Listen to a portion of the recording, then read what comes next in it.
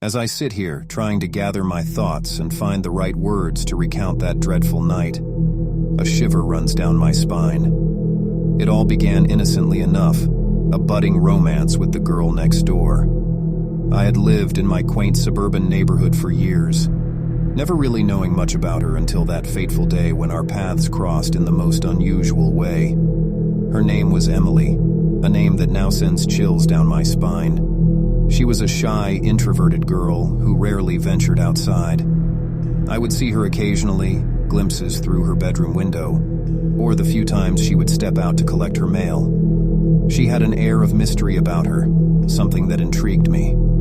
It was as though she held a secret, a story waiting to be told, and I was eager to uncover it. One evening, as the sun dipped below the horizon, casting a shadow over the neighborhood, I noticed her sitting alone on her front porch.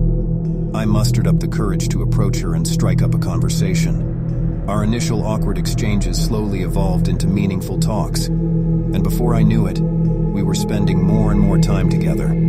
We shared stories about our lives, our dreams, and our deepest fears. Emily had a fascination with the supernatural and the macabre, often regaling me with spine-tingling tales of hauntings and ghostly encounters. At first, I found her stories captivating, a testament to her vivid imagination. Little did I know that they were more than just stories. They were warnings. As our relationship deepened, I became more enmeshed in her world. She invited me into her home, a dimly lit place filled with dusty old books on occult practices and ancient rituals.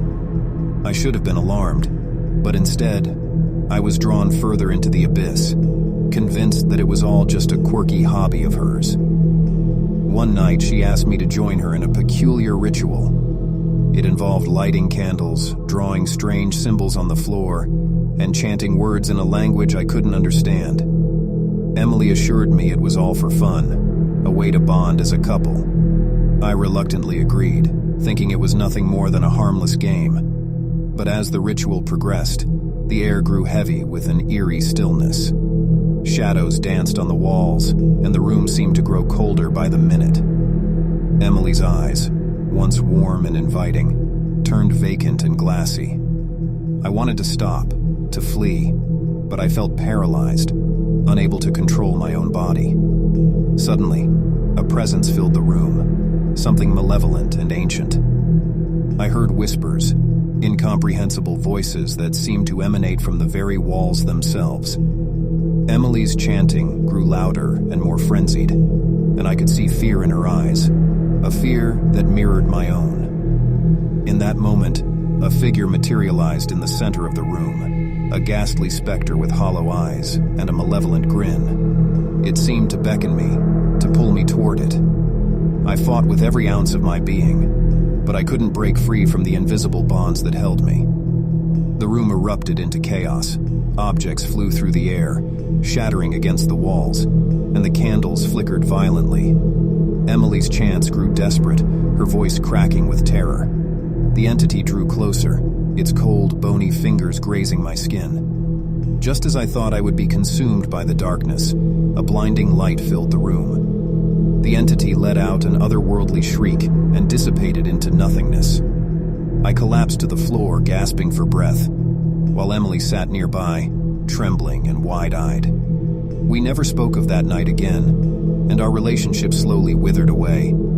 I moved out of the neighborhood, haunted by the memory of what had transpired. I learned later that Emily had disappeared without a trace, leaving behind a house filled with darkness and despair. To this day, I can't explain what happened that night, but I know one thing for certain. I was fortunate to escape the clutches of a horror beyond imagination. The girl next door, the one who had once intrigued me, had become the embodiment of the nightmare I could never forget.